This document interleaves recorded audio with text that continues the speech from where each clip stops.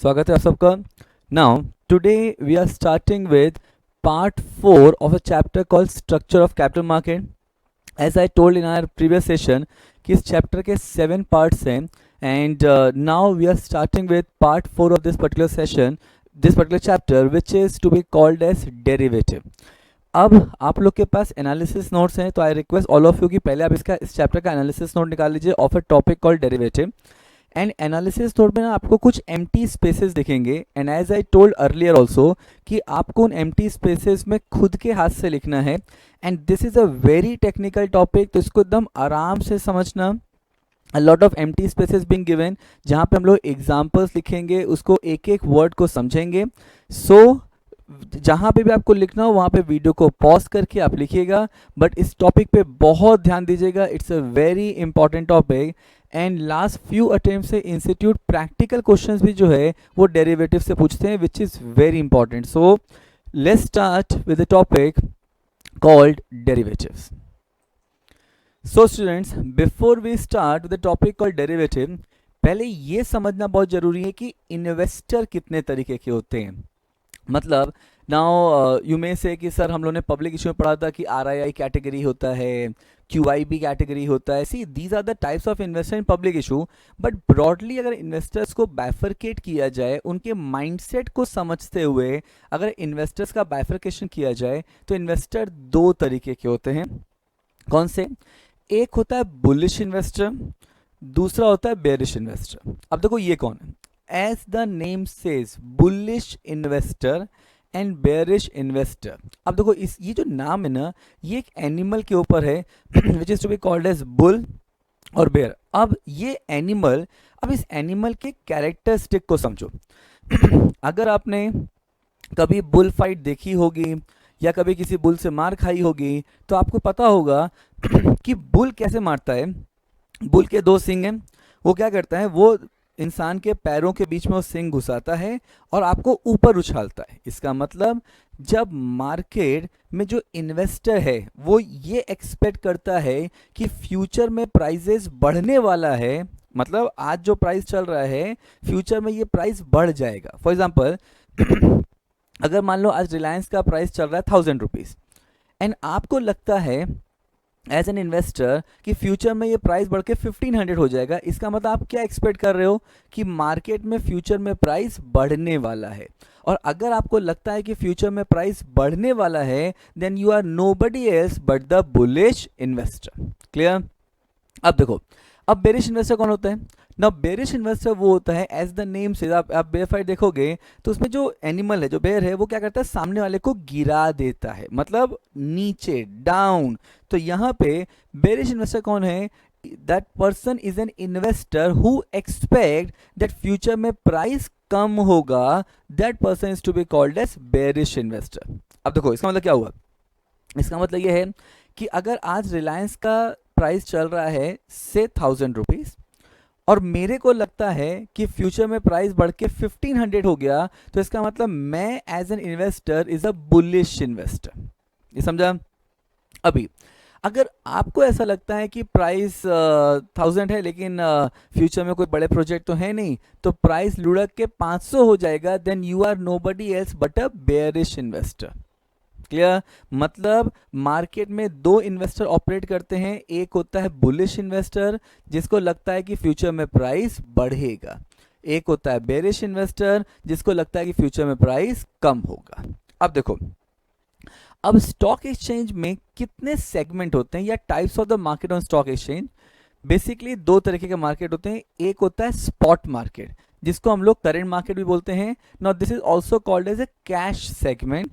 And second होता है derivative market जिसको हम लोग एफ एंड ओ बोलते हैं, मतलब futures and option, and this is nothing but the part of derivative segment. इसका मतलब स्टॉक एक्सचेंज में दो सेगमेंट हैं broadly for your examination point of view. Commodity exchange भी होता है, forward, all those things are there, but आपको दो सेगमेंट समझने हैं। एक होता है स्पॉट मार्केट जिसको हम लोग करेंट मार्केट बोलते हैं, विच is nothing but cash segment, and दूसरा होता है डेरिवेटिव मार्केट जिसको हम लोग फ्यूचर्स एंड ऑप्शंस बोलते हैं, विच is nothing but derivative segment. अब derivative segment can further be divided into two parts. One is called futures and second is called option. अब देखो, अब ये जो टॉपिक है ना, ये अपना मेन टॉपिक है which is a part of the derivative segment, कि फ्यूचर्स क्या है एंड ऑप्शन क्या है. इतना समझा? पक्का? ओके. नाउ अब सबसे पहले चलते हैं स्पॉट मार्केट पे. क्लियर? अब देखो, now before we go to the spot market and understand each and every point of spot market, let's first take one example and then we'll go to the topic. Okay, now students, अगर आप अपना analysis notes देखेंगे तो वहाँ पे spot market table के नीचे एक पूरा एग्जाम्पल के लिए एक स्पेस दिया हुआ है. This example you have to write there only, so that आपको पूरा कॉन्सेप्ट समझे एंड कॉन्सेप्ट के साथ ही आप एग्जाम्पल को रिलेट कर सकें. क्लियर? अब देखो, चलो मान लेते हैं कि स्पॉट प्राइस मतलब current market price of Reliance Industries Limited is say ₹1000. मतलब मार्केट में क्या भाव चल रहा है रिलायंस का? 1000 रुपीज. ठीक है. अच्छा, एज आई सेड, दो तरीके के इन्वेस्टर हैं, एक है बुलिश इन्वेस्टर, दूसरा है बेरिश इन्वेस्टर. तो यहाँ पे मान लेते हैं कि 3 months the expected price of RIL after 3 months, मतलब RIL का प्राइस 3 महीने के बाद क्या एक्सपेक्टेड है. Now as I said there are two categories of investors. One is bullish investor, second is bearish investor.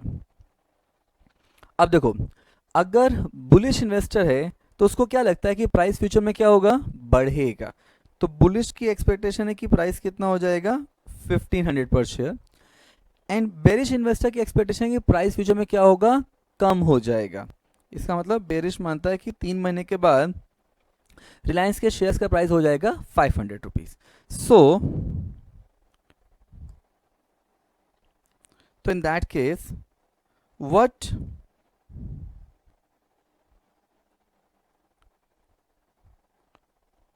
Behaviour of bullish investor in spot market, मतलब what will be the behavior of bullish investor in the spot market and what will be the behavior of bearish investor in the spot market. चलो पहले से समझते हैं. Price क्या चल रहा है मार्केट में? 1000 रुपये. ठीक है.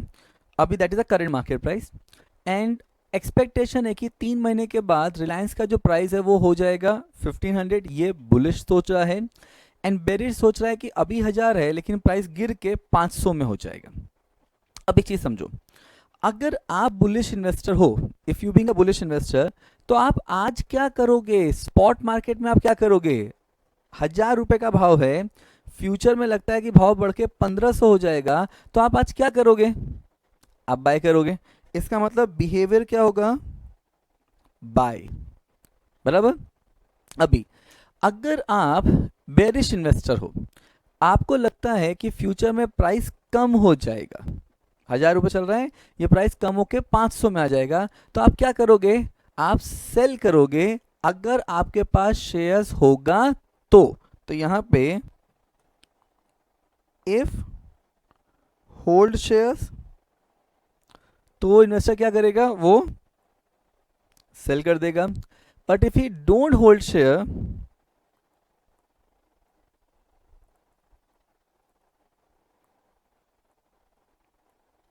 अगर उसके पास शेयर्स नहीं होंगे तो क्या करेगा?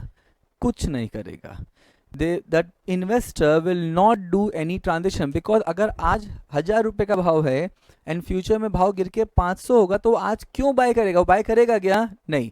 और सेल तो अगर उसके पास होगा तो सेल करेगा, वो बाय तो करेगा नहीं। इसका मतलब नो ट्रांजेक्शन, मतलब ही विल नॉट बाय।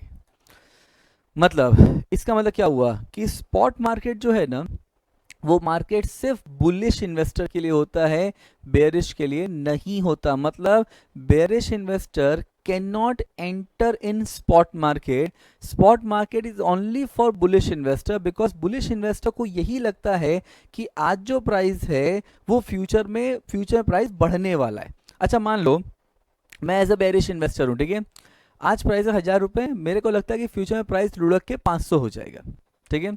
तो मैंने आज क्या किया? आज मैंने कोई बाय नहीं किया। अच्छा मान लो 3 महीने बाद प्राइस सही में 500 हो गया, तो अब मैं क्या करूंगा? क्या मैं बाय करूंगा? नहीं। क्यों? क्योंकि मैं बेरिश इन्वेस्टर हूं। बिकॉज मैं बेरिश हूं, बिकॉज मेरा कैरेक्टर बेरिश है, तो होगा क्या कि मैं जब 500 हो जाएगा तो मैं क्या सोचूंगा कि ये और नीचे जाएगा, मतलब ये 500 से 300 पे जाएगा। मान लो 300 भी हो गया तो मैं क्या करूंगा?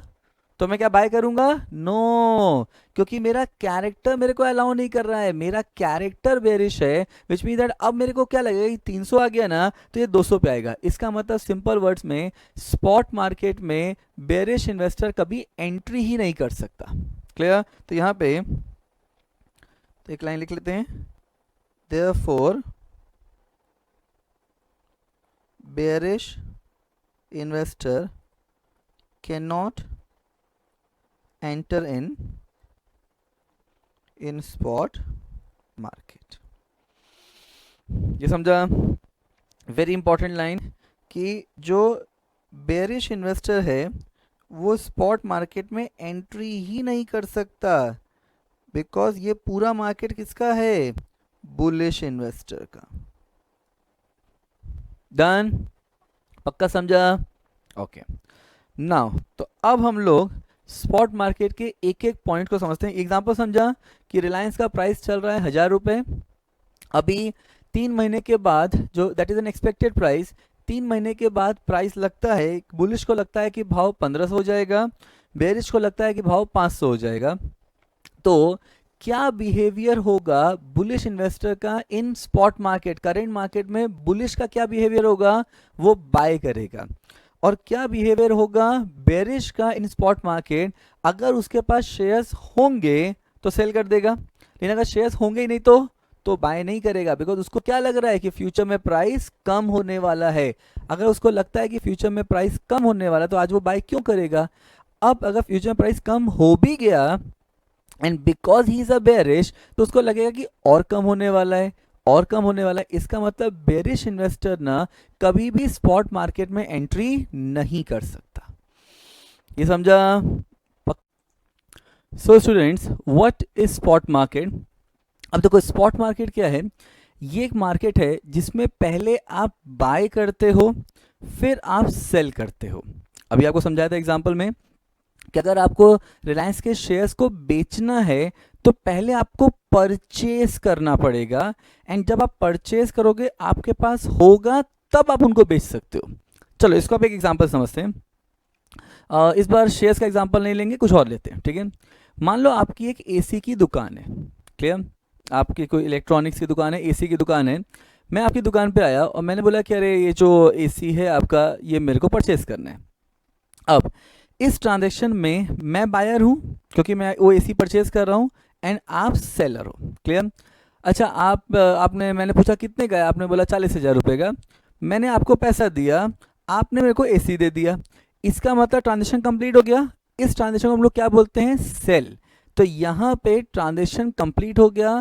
इसका मतलब delivery of securities and payment for securities takes place immediately, which may be on the same day और ऑन द नेक्स्ट डे। इसका मतलब अगर मेरे को शेयर्स परचेज करने हैं, आपको शेयर सेल करने हैं, मैंने आपसे शेयर्स परचेज किया, आपने मेरे को शेयर सेल किया, then it is nothing but spot market, which means that अगर आज आप शेयर्स अपने सेल कर रहे हो तो पहले आपने किसी से परचेज किया होगा ना।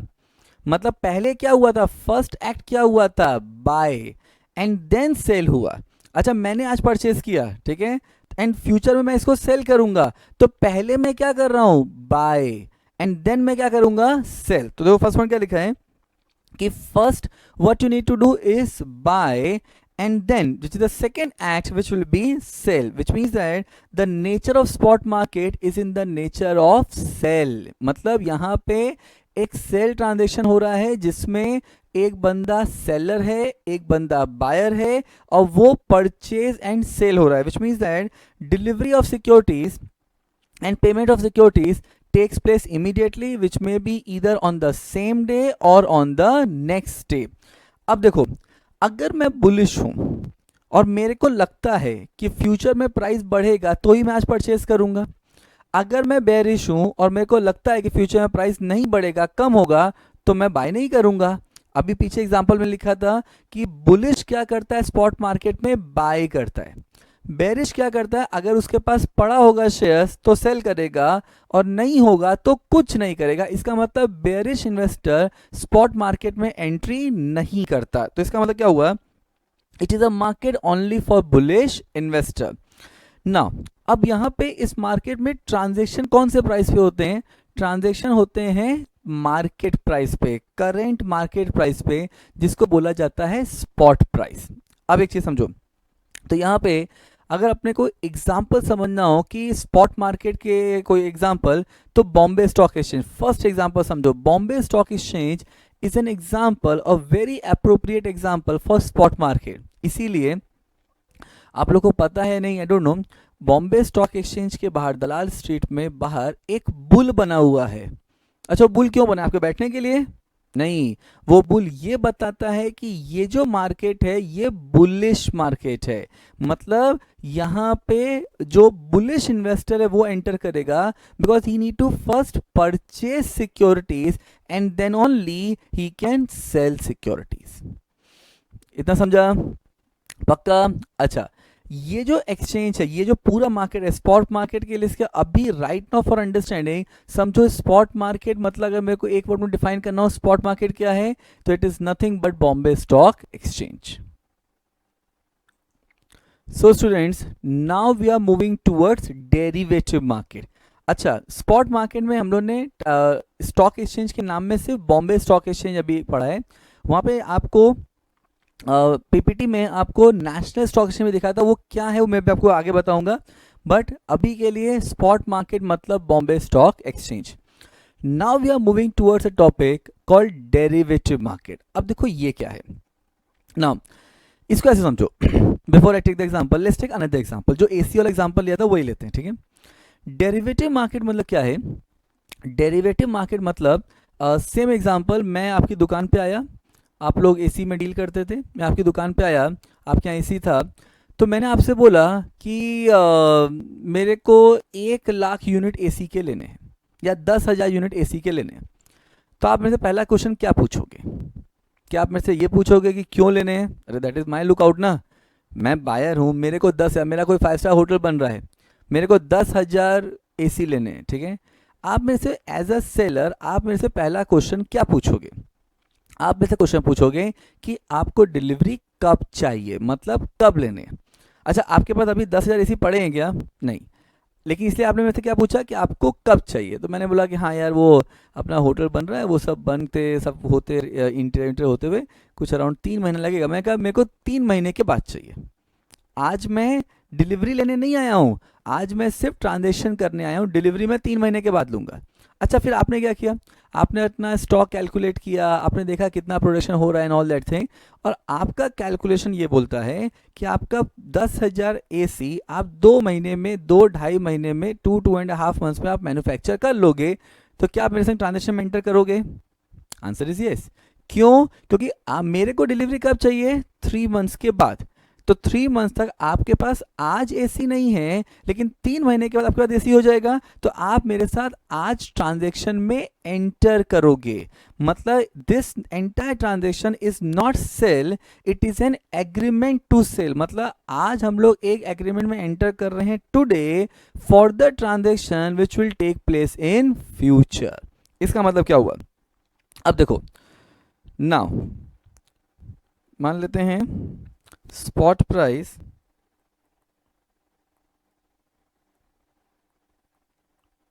of RIL,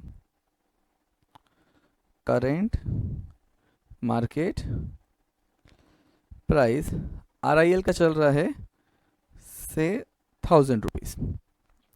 तो क्या हम लोग आज परचेज सेल कर रहे हैं, डिलीवरी आज कर रहे हैं? नहीं। तो डेरिवेटिव सेगमेंट के लिए ना स्पॉट प्राइस का कोई रेलेवेंस ही नहीं होता है, ठीक है। तो यहाँ पे जो ट्रांजेक्शन होते हैं उसको बोलते हैं strike price. Now what is strike price? Strike price is nothing but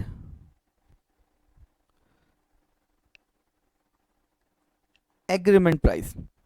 अब अगर एग्रीमेंट प्राइस जो है वो हम लोग ने डिसाइड किया कि चलो हम लोग इसको रखते हैं 1100 पे, क्लियर। तो यहाँ पे agreement price what we have decided is 1100। याद रखना स्ट्राइक प्राइस जो होता है, जो एग्रीमेंट प्राइस होता है, वो मोर और लेस स्पॉट प्राइस के पास बराबर ही होता है, but not exactly spot price, clear. अब देखो यहाँ पे, यहाँ पे डेरिवेटिव ट्रांजेक्शन जो होता है वो हमेशा स्ट्राइक प्राइस पे होता है, बिकॉज ये पूरा कॉन्सेप्ट एग्रीमेंट का है। अब यहाँ पे 3 months और you can say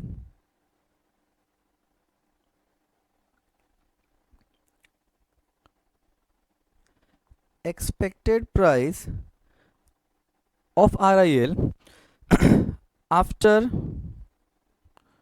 3 months, clear. Now expected price of RIL after 3 months है, एज आई सेड कि दो कैटेगरी के इन्वेस्टर हैं, एक है बुलिश इन्वेस्टर, दूसरा है बेरिश इन्वेस्टर, क्लियर। अच्छा, बुलिश को क्या लगता है कि फ्यूचर में प्राइस का क्या होगा, प्राइस बढ़ जाएगा, एंड बेरिश को क्या लगता है कि फ्यूचर में प्राइस कम हो जाएगा। Now if that is the case, so यहाँ पे बुलिश को क्या लग रहा है कि फ्यूचर में प्राइस बढ़ जाएगा, बेरिश को क्या लग रहा है कि फ्यूचर में प्राइस कम हो जाएगा। अच्छा, बेरिश को कितना लग रहा है? Now he is feeling that the price will go to say 500।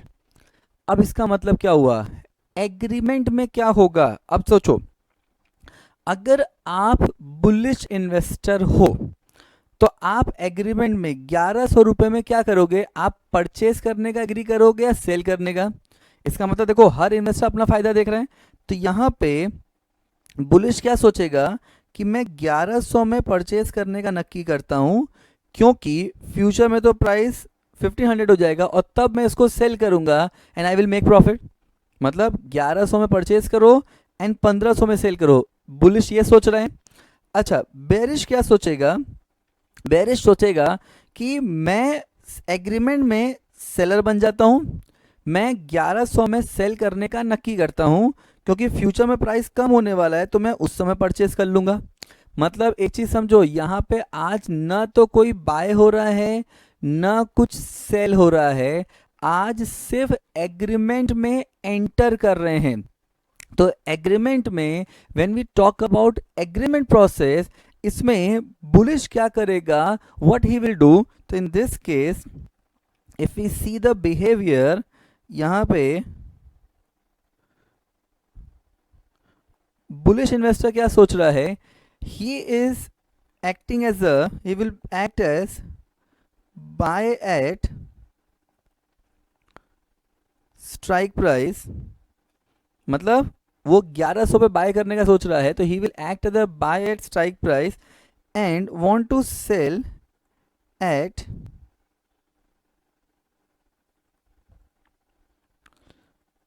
Future price. अच्छा, वो ऐसा क्यों कर रहा है, क्योंकि अगर वो एग्रीमेंट पे बाय कर रहा है because he is a bullish and इसको लगता है कि प्राइस बढ़ेगा, तो वो 1100 में बाय करने का नक्की करेगा, जिससे कि वो फ्यूचर में जब प्राइस बढ़ेगा तो 1500 में बेच के प्रॉफिट कमा सके। अच्छा, यहां पे बेरिश क्या कर रहा है, तो bearish he will sell at strike price. मतलब बेरिश क्या करेगा, बेरिश नक्की करेगा कि ठीक है मैं स्ट्राइक पे 1100 रुपए में सेल करूंगा। अच्छा वो सेल क्यों करने का नक्की कर रहा है, because he is expecting the price will go down. तो what he is thinking of doing, he want to sell at strike price and buy at future price। इसका मतलब क्या हुआ, इसका मतलब ये हो गया कि एग्रीमेंट में, when you talk about agreement, agreement में बुलिश जो है वो बायर है एंड अग्रीमेंट में बेरिश जो है वो सेलर है। क्लियर? तो इसका मतलब, तो bullish investor is nothing but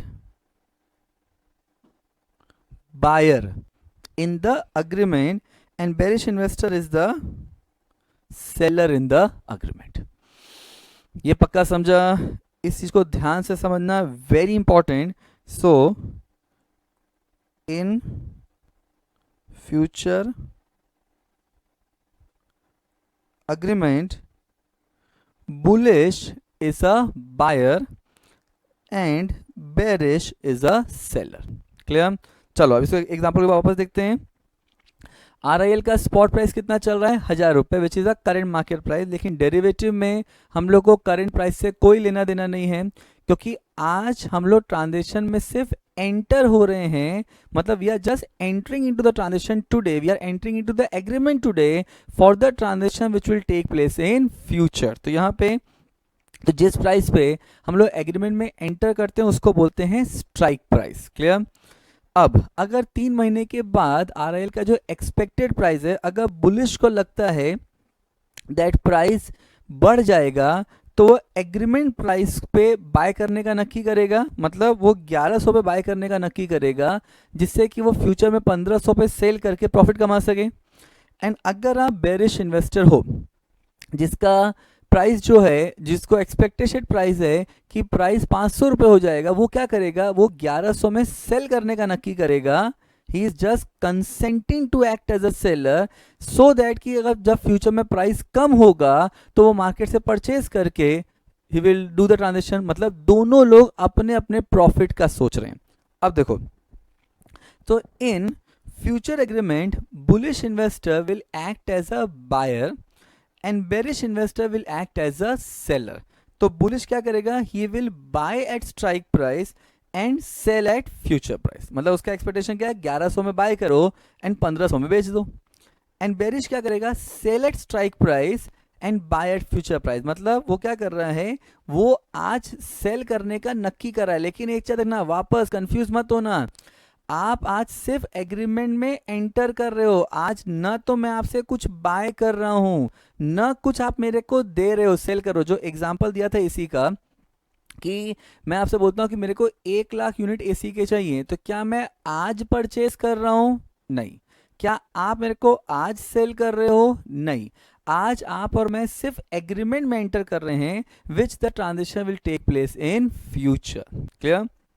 तो यहाँ पे sell at strike price and what he intend to do, buy at future price. अब देखो, तो इस पॉइंट में देखते हैं। So what is derivative market? I think example समझा। अब आते हैं हम लोग नीचे, पूरा समझा, याद रखना, दिमाग में बैठा लो, डेरिवेटिव मार्केट में करंट मार्केट प्राइस से कोई लेना देना नहीं होता। अगर एग्जाम में आपको क्वेश्चन में करंट मार्केट प्राइस दिया हो डेरिवेटिव के क्वेश्चन में, तो इंस्टीट्यूट सिर्फ आपको कंफ्यूज कर रहा है। Derivative always deal with strike price which is nothing but the agreement price। Clear? अब यहाँ पे बुलिश क्या करता है डेरिवेटिव सेगमेंट में, he act as a buyer, and bearish क्या करता है, he act as a seller. क्योंकि बुलिश क्या कर रहा है कि वो एग्रीमेंट में बाय करता है, एग्रीमेंट प्राइस पे बाय करता है, जिससे कि फ्यूचर में जब प्राइस बढ़ेगा तो फ्यूचर में वो सेल करके प्रॉफिट कमाए। तो what he will do, he will buy at strike price, he consent to buy at strike price so that he can sell in future. Bearish क्या करता है, बेरिश को लग रहा है कि फ्यूचर में प्राइस कम होगा, तो he consent to sell at strike price, जिस और उसको आज तो कुछ सेल करना नहीं है, आज तो सिर्फ एग्रीमेंट में एंटर होना है, तो he will consent to sell at strike price and buy at future price. Clear? चलो अब हम लोग आते हैं इसके पॉइंट्स पे। तो क्या है, फर्स्ट क्या लिखा है, it is a market where in buyer, मतलब who is a buyer, bullish. Clear? Bullish and seller कौन है, bearish, enters into agreement today, देखो यहाँ पे लोग एग्रीमेंट में एंटर कर रहे हैं कब, today, for doing transaction in future, मतलब it is basically a market जहां पे बुलिश एंड बेरिश दोनों ऑपरेट कर रहे हैं, एग्रीमेंट में एंटर कर रहे हैं आज for the transaction which will take place in future. Clear? Now so under this market transaction takes place at agreement price, मतलब यहाँ पे जो ट्रांजेक्शन है वो कौन से प्राइस पे होता है, स्पॉट प्राइस पे नहीं होता है, एग्रीमेंट प्राइस पे होता है, मतलब जिसको हम लोग क्या बोलते हैं, स्ट्राइक प्राइस पे हो रहा है, and not at current price, मतलब स्पॉट प्राइस पे ट्रांजेक्शन नहीं हो रहा है। ट्रांजेक्शन किस प्राइस पे हो रहा है, अग्रीमेंट प्राइस पे, मतलब स्ट्राइक प्राइस पे, न कि स्पॉट प्राइस पे। Now very different from spot market, जो मार्केट सिर्फ बुलिश के लिए था, derivative market is a market for both bullish investor as well as bearish investor. Clear? Now अब अंडर दिस मार्केट, नाउ इस मार्केट में bullish क्या कर रहा है, अभी उन्होंने ऊपर क्या डिस्कस किया था, बुलिश क्या कर रहा है, he is buying at strike price and want to sell at future price. Bearish क्या कर रहा है, he is selling at strike price and wants to buy at future price. Clear? तो यहाँ पे बुलिश इन्वेस्टर क्या कर रहे हैं, buy at strike price and sell at future price, and bearish क्या कर रहा है, sell at strike price and buy at future price. Again मैं बोल रहा हूं, सेल एट स्ट्राइक प्राइस का मतलब वो पहले सेल नहीं कर रहा है, पहले सेल करने का नक्की कर रहा है, वो आज सिर्फ अग्रीमेंट में एंटर हो रहा है, एक्चुअल सेल नहीं हो रही है, सेल होगी 3 महीने के बाद, उस समय वो मार्केट से शेयर परचेज करेगा, because he was expecting the price will go down, तो मार्केट से शेयर परचेज करेगा और वो शेयर्स सामने वाली पार्टी को दे देगा, and he is expecting the price will go down, तो उसका सेल प्राइस ऊपर होगा एंड बाय प्राइस नीचे होगा, because he was a bearish investor. अच्छा, बुलिश क्या कर रहा है, बुलिश एग्रीमेंट पे बाय करने का नक्की कर रहा है, क्योंकि he was expecting the price will go up, इसका मतलब वो 1100 में बाय करने का नक्की करता है, because he is expecting the price will go to 1500, तो वो फ्यूचर में जैसे 1100 मिलेगा, इवन दो मार्केट प्राइस 1500 चल रहा है, as per his expectation market price 1500 चला, लेकिन उसको तो 1100 में मिल जाएगा, तो 1100 में लेके मार्केट में 1500 में बेच देगा। मतलब दोनों पार्टीज अपने अपने प्रॉफिट का सोच रहे हैं, दोनों को एक साथ प्रॉफिट नहीं होता है, किसी एक को प्रॉफिट होगा और एक को लॉस होगा, but that is what the future transaction is all about. आप एक एक्सपेक्टेशन के बेसिस पे आज एक एग्रीमेंट में एंटर करते हो for the transaction which will take place in future. पक्का? चलो, तो यहां पे डेरिवेटिव का जो नेचर ऑफ मार्केट है, नेचर ऑफ डेरिवेटिव मार्केट है, वो क्या है, अग्रीमेंट टू सेल, मतलब you are entering into agreement today for the transaction which will take place in future. Clear? तो यहां पे position taken in derivative market, bullish investor क्या बन जाता है, buyer, because he consent to buy at strike price, and bearish investor क्या बन जाता है, seller, because he consent to sell at strike price. Now example of derivative market is national stock exchange. याद रखना ये चीज, एकदम दिमाग में बैठा लो, बॉम्बे स्टॉक एक्सचेंज में सिर्फ स्पॉट सेगमेंट है, मतलब कैश सेगमेंट है, नेशनल स्टॉक एक्सचेंज में कैश सेगमेंट भी है एंड डेरिवेटिव सेगमेंट भी है। इसका मतलब नेशनल स्टॉक एक्सचेंज में जो कंपनीज लिस्टेड हैं वो सिर्फ स्पॉट के लिए भी हो सकते हैं और वो स्पॉट और डेरिवेटिव सेगमेंट दोनों के लिए हो सकते हैं, लेकिन बॉम्बे स्टॉक एक्सचेंज में सिर्फ और सिर्फ स्पॉट सेगमेंट है, मतलब स्पॉट मार्केट है, कैश सेगमेंट है, and therefore Bombay stock exchange is exclusively for the bullish investor. देखो, बॉम्बे स्टॉक एक्सचेंज के बाहर बुल है, लेकिन नेशनल स्टॉक एक्सचेंज के बाहर बुल और बेयर दोनों नहीं है, कोई भी नहीं है इनफैक्ट, क्योंकि वो मार्केट हर कैटेगरी के इन्वेस्टर के लिए है, लेकिन बॉम्बे स्टॉक एक्सचेंज सिर्फ और सिर्फ बुलिश इन्वेस्टर के लिए है। सो अभी एक बार पीछे चलते हैं और आप लोग को जहां स्पॉट मार्केट पढ़ा था वहां के लास्ट पॉइंट पे चलिए एक बार। सो नाउ इफ यू सी यहाँ पे एग्जाम्पल ऑफ स्पॉट मार्केट में हम लोग ने Bombay stock exchange and national stock exchange दोनों लिखा है, बिकॉज बॉम्बे स्टॉक एक्सचेंज में सिर्फ स्पॉट होता है, it is only for bullish investor, लेकिन नेशनल स्टॉक एक्सचेंज में डेरिवेटिव सेगमेंट भी है एंड कैश सेगमेंट मतलब स्पॉट मार्केट भी है। क्लियर? तो अब आप लोग जहाँ एग्जांपल ऑफ स्पॉट मार्केट लिखा था ना, वहाँ पे बीएससी एंड एनएससी दोनों लिखना, लेकिन एज आई सेड डेरिवेटिव में डेरिवेटिव मार्केट सेगमेंट स्पॉट में नहीं है, मतलब बॉम्बे स्टॉक एक्सचेंज में डेरिवेटिव नहीं है, डेरिवेटिव सिर्फ और सिर्फ नेशनल स्टॉक एक्सचेंज में। So students, now we are very clear कि स्पॉट मार्केट क्या होता है, वी आर वेरी क्लियर कि डेरिवेटिव मार्केट क्या होता है, वी आर ऑल्सो क्लियर कि बुलिश इन्वेस्टर कौन है एंड बेरिश इन्वेस्टर कौन है। दिमाग में बैठा लीजिए, डेरिवेटिव चाहे फ्यूचर्स हो या ऑप्शन हो, वहां पे spot price current market price का कोई काम नहीं है, पूरा का पूरा ट्रांजैक्शन स्ट्राइक प्राइस पे होता है, मतलब अग्रीमेंट प्राइस पे। अब हम लोग चलते हैं डेरिवेटिव के फर्दर बाइफिकेशन में, जिसको बोलते हैं फ्यूचर्स। अब देखो फ्यूचर्स क्या है, ये चीज समझो। हम लोग डेरिवेटिव की बात कर रहे हैं, मतलब एक बुलिश इन्वेस्टर होगा और एक बेरिश इन्वेस्टर होगा। रिमेंबर, बुलिश कौन है डेरिवेटिव सेगमेंट में? Bullish is a buyer, and derivative segment में बेरिश कौन है? Bearish is a seller. अब अगर एक ट्रांजैक्शन करना है तो क्या दो बुलिश एक ट्रांजैक्शन एंटर कर सकते हैं? नहीं। क्या दो बेरिश एक ट्रांजैक्शन एंटर कर सकते हैं? नहीं। इसका मतलब for a transaction to enter there need to be one bullish investor and one bearish investor. तो देखो फ्यूचर्स में क्या लिखा है, it says that under this an agreement being enter between bullish investor and bearish investor, मतलब agreement किसके बीच में एंटर हो रहा है? Between bullish investor and bearish investor for transaction at strike price, मतलब और कौन सा ट्रांजेक्शन है? For future transaction at strike price, मतलब ट्रांजेक्शन किन के बीच में हो रहा है? बुलिश एंड बेरिश के बीच में। कब के लिए हो रहा है? For future transaction. कौन से प्राइस पे हो रहा है? At strike price, wherein both the parties are under obligation, very important term, both the parties are under obligation to execute and perform the contract in future irrespective of actual prices, मतलब future में कोई भी price हो, उन्होंने जो agree किया है कि बुलिश ने क्या बोला है कि वो स्ट्राइक पे बाय करेगा, बेरिश ने क्या बोला है कि वो स्ट्राइक पे सेल करेगा, उनको ये काम करना पड़ेगा चाहे फ्यूचर में प्राइस कुछ भी हो। यहाँ क्या लिखा है? It says that therefore in this market one party shall make profit and other party shall make loss and net effect of this market is always nil, मतलब ये जो मार्केट है इसमें नेट इफेक्ट होता है ना, वो हमेशा नील होगा। समझा? Let's take one example now. चलो अब देखते हैं spot price of RIL.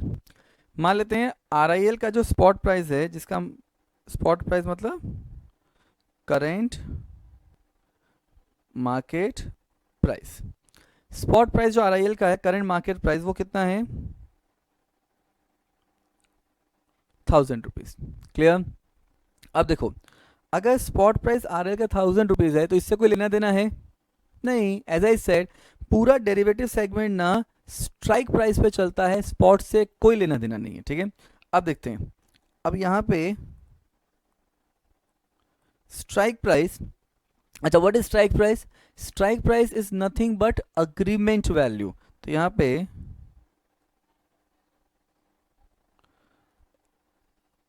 Agreement price कितना ले लिया? से 1100। एज आई सेड कि अग्रीमेंट प्राइस जो होता है वो स्पॉट के आसपास का ही होता है, बट नॉट नेसेसरी। तो ये तो पार्टीज डिसाइड करेंगे कि उनको किस प्राइस पे अग्रीमेंट पे एंटर होना है। अब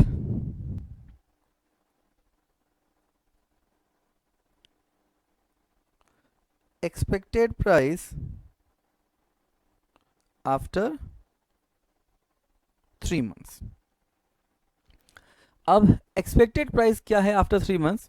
इसमें दो कैटेगरी के इन्वेस्टर हैं, one is bullish investor, second is bearish investor. अच्छा, बुलिश को क्या लगता है कि प्राइस कितना हो जाएगा? बढ़ेगा, मतलब प्लस हो जाएगा।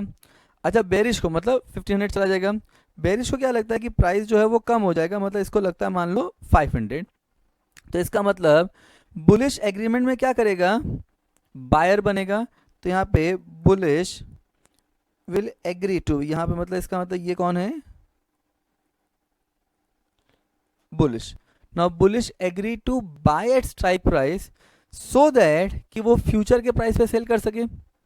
अच्छा, यहाँ पे बेरिश क्या करेगा, now bearish agree to sell at strike price so that कि वो फ्यूचर में बाय करें। इसका मतलब इन द अग्रीमेंट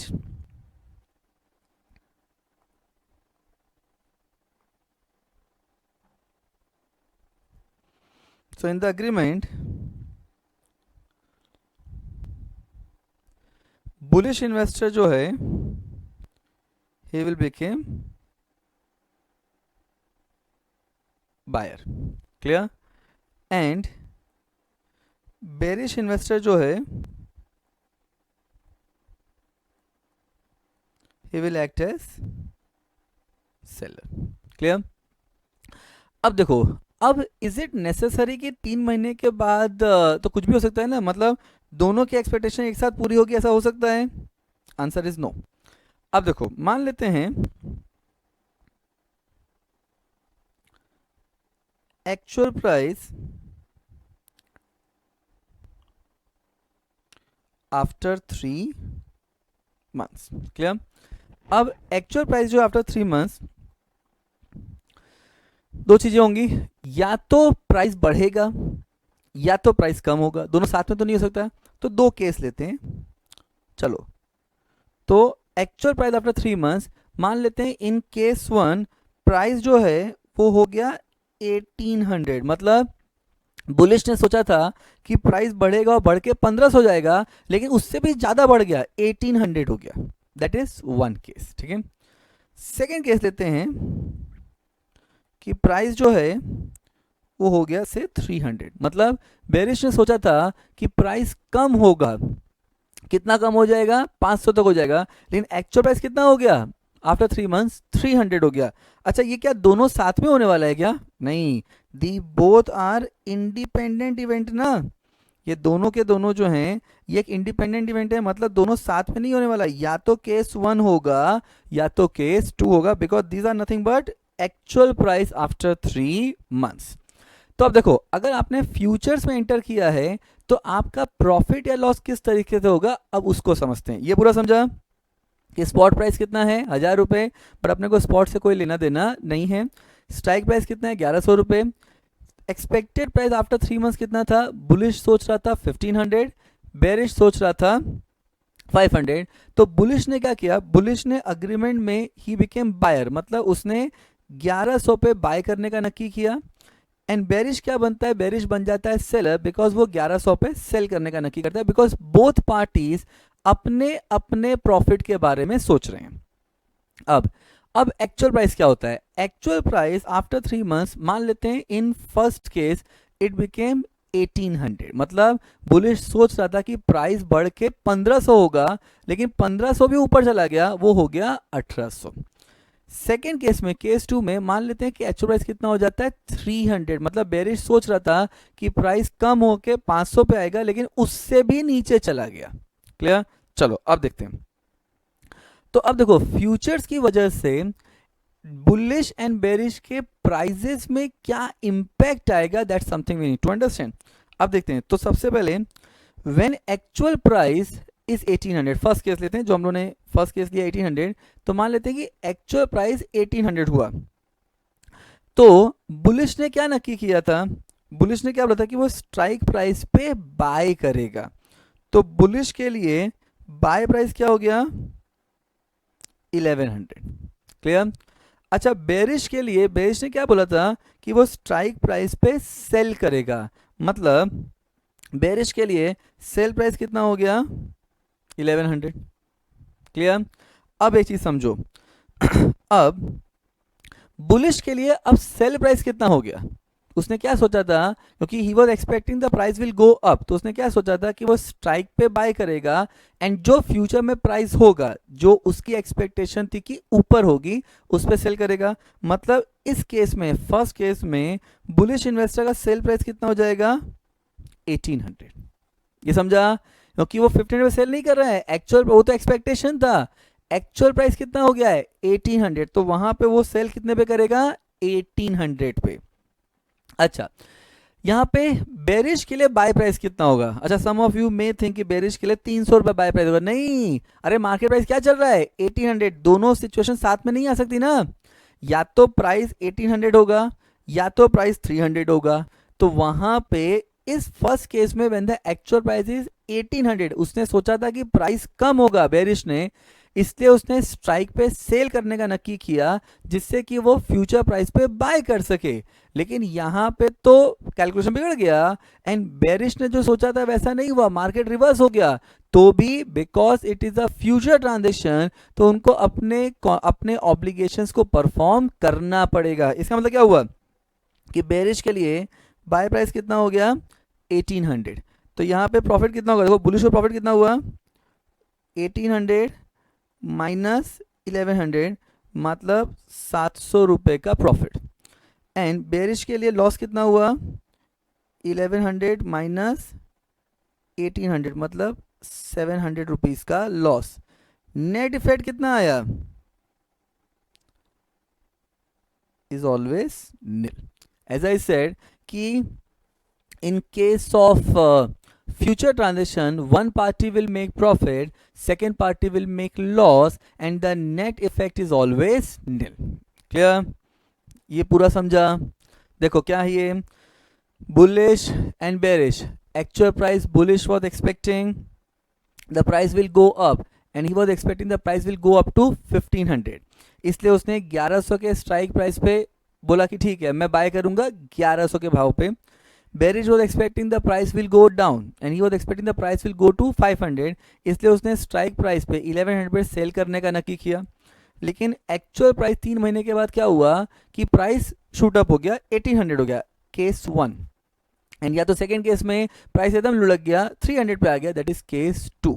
तो अब देखो फ्यूचर्स में क्या होता है, as what we have discussed, that under this an agreement being entered between bullish and bearish investor for future transaction at strike price wherein both the parties are under obligation, दोनों parties एक obligation में हैं to execute and perform the contract in future irrespective of actual price। मतलब अगर actual price आपने जैसा सोचा था वैसा नहीं भी होगा तो भी आपको कॉन्ट्रैक्ट की ऑब्लिगेशंस को परफॉर्म करना पड़ेगा।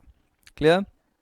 तब देखो यहाँ पे क्या है, यहाँ पे एक्चुअल प्राइस जो है अगर 1100, एक्चुअल प्राइस जो है 1800 हो गया, तो बुलिश के लिए बाय प्राइस क्या होगा, स्ट्राइक प्राइस, एंड बेरिश के लिए सेल प्राइस क्या होगा, स्ट्राइक प्राइस। इसका मतलब बुलिश का सेल प्राइस कितना हो जाएगा 1800 एंड बेरिश का बाय प्राइस क्या हो जाएगा 1800। इसका मतलब इन फर्स्ट केस जो बुलिश का प्रॉफिट है वो क्या है 700 एंड बेरिश का लॉस कितना है वो भी 700 है, मतलब नेट इफेक्ट मार्केट का कितना हो गया, नील। डन। अब देखो, अब सेकंड केस पे आते हैं। मान लेते हैं कि एक्चुअल प्राइस जो है वो 300 हो गया, other way round, second part. अब अगर एक्चुअल प्राइस 300 है तो बुलिश ने स्ट्राइक पे बाय करने का नक्की किया था, इसका मतलब बुलिश के लिए बाय प्राइस कितना हो गया 1100 एंड बेरिश के लिए सेल प्राइस कितना हो गया 1100, क्योंकि दोनों ने क्या नक्की किया था, bullish said that he will buy at strike price and bearish said he will sell at strike price. तो इनका ये बाय प्राइस और सेल प्राइस तो फिक्स है। अब बुलिश का सेल प्राइस क्या होगा ना, बुलिश ने क्या सोचा था कि प्राइस बढ़ेगा तो जो मार्केट में फ्यूचर में प्राइस चल रहा होगा उस पर सेल करेगा, और he was expecting the price will go up, लेकिन अनफॉर्चुनेटली प्राइस नीचे आ गया, तो इसका सेल प्राइस कितना हो गया 300 एंड बेरिश का बाय प्राइस कितना हो गया 300 because he was expecting the price will go down and price सही में नीचे चला गया। If that is the case, अब देखो बुलिश को प्रॉफिट हुआ कि लॉस हुआ, 300 माइनस 1100 मतलब 800 रुपीज का लॉस हो गया, एंड बेरिश को प्रॉफिट हुआ कि लॉस हुआ? 1100 माइनस 300 मतलब 800 रुपीज का प्रॉफिट. नेट इफेक्ट इज निल. पूरा समझा? पक्का? सो ये है आपका फ्यूचर्स ट्रांजेक्शन, जिसमें आपको फ्यूचर में अगर प्राइस एडवर्स हो भी जाता है तो भी आपको अपने जो आपने बोला था कि आप स्ट्राइक पे बाय करोगे या स्ट्राइक पे सेल करोगे, वो ऑब्लिगेशंस को परफॉर्म करना मैंडेटरी है. क्लियर? तो यहाँ पे आपका future concept is over and now will move towards next topic that is called option. Again very important topic with respect to the derivative segment. तो as I said in the beginning कि derivative के दो segment हैं, futures and option. तो future अब आपका हो गया. अब मैं आपको समझाऊंगा कि ऑप्शंस फ्यूचर से किस तरीके से अलग होता है. Clear? So students, now we are starting with the topic called options. अब देखो ये है क्या, देखो फ्यूचर्स हो गया अपना. अब हम लोग चलते हैं ऑप्शंस पे. अब ऑप्शंस जो हैं वो दो तरीके के होते हैं. एक होता है कॉल ऑप्शन, दूसरा होता है पुट ऑप्शन. अब पहले ये समझो ये है क्या. Now what is call option? If I say that I make a call, I make a call to you. If I say that I am calling you, मतलब मैं यहाँ पे the purpose of calling precisely when I talk about the securities market, मैं बुला रहा हूँ या भेज रहा हूँ? कॉल कर रहा हूँ मतलब मैं बुला रहा हूँ ना. अगर बुला रहा हूँ, कॉल कर रहा हूँ. इफ आई एम आस्किंग मतलब मैं आपको बुला रहा हूँ. इसका मतलब कॉल ऑप्शन जो है, इसको सिंपल होने समझाया जाए तो मैं आपको बुला रहा हूँ, आ जा. समझा? इसका मतलब ये और क्या है, it is nothing but buy at strike price. अच्छा, बाय एट स्ट्राइक प्राइस कौन करता है, बुलिश या बेरिश? बुलिश. क्लियर? अब देखो, अच्छा इफ आई से I put something, I put, इसका मतलब मैं बुला रहा हूं या भेज रहा हूं? भेज रहा हूं. मतलब यहां पे पुट ऑप्शन क्या है, it is nothing but sell at strike price which is nothing but bearish. Clear? मतलब ऑप्शंस दो तरीके के हैं, एक कॉल ऑप्शन, दूसरा पुट ऑप्शन. कॉल ऑप्शन मतलब बाय एट स्ट्राइक प्राइस, मतलब ये कॉल ऑप्शन कौन ले रहा है, bullish investor. And put option मतलब सेल एट स्ट्राइक प्राइस, और ये कौन ले रहा है, it is being taken by bearish investor. अब अपने को समझना है कि कॉल ऑप्शन क्या होता है, पुट ऑप्शन क्या होता है, and then will see that how options market function with a example. Clear? So now we are moving towards a topic called call option. So students, what is call option? देखो, call option में दो लोग हैं. एक है holder, जो कि और कोई नहीं बुलिश इन्वेस्टर है, because as I said call option कौन लेता है, it is being taken by bullish investor. And then second is a writer, जिसको हम लोग मेकर भी बोलते हैं. क्लियर? अब देखो पहले ये पॉइंट समझो, then will take example, then आपको कॉन्सेप्ट और एकदम क्लियर हो जाएगा. अब देखो, now as the name says it's an option, मतलब यहां पे होल्डर, कॉल ऑप्शन का जो होल्डर है, जो कि बेसिकली कौन है, bullish investor. He is a person who have right to buy at strike price but no obligation. मतलब उसके पास स्ट्राइक प्राइस पे बाय करने का राइट है, लेकिन ऑब्लिगेशन नहीं है. नाउ विच मीन्स दैट यहां पे अगर, अच्छा एक चीज समझो, अभी पीछे क्या पढ़ा था कि जो बुलिश है वो स्ट्राइक पे बाय कब करता है, मतलब उसको फायदा कब होता है, जब फ्यूचर में जो एक्चुअल प्राइस है वो बढ़ेगा या कम होगा, बढ़ जाएगा. इसका मतलब therefore under this, holders shall buy at strike price only when the actual prices in future increases. मतलब अगर फ्यूचर प्राइस में, फ्यूचर में प्राइस बढ़ने वाला है तो ही ये बंदा स्ट्राइक प्राइस पे बाय करेगा, अदरवाइज कोई ऑब्लिगेशन नहीं है. मतलब person who have right to buy, मतलब he is having a right to buy at strike price but no obligation. अब एक चीज समझो, अगर ये बाय कर रहा है स्ट्राइक प्राइस पे, तो जो अदर पार्टी है वो सेलर है, तो यहाँ पे ऑप्शन कॉन्ट्रैक्ट में सेलर कौन होता है, राइटर या तो maker, and he is under obligation, वो ऑब्लिगेशन में है कि अगर होल्डर ने डिसाइड किया कि he will buy at strike price, तो उसको मेकर को या राइटर को सेल एट स्ट्राइक प्राइस करना पड़ेगा। तो क्या लिखा है, person who is under obligation to sell at strike price if holder decide to buy at strike price। मतलब अगर यहाँ पे जो मेन डिसीजन मेकर कौन है, होल्डर, तो अगर होल्डर डिसाइड करता है कि उसको स्ट्राइक पे बाय करना है, तो जो मेकर है या तो जो राइटर है उसको स्ट्राइक पे सेल करना ऑब्लिगेशन हो जाता है।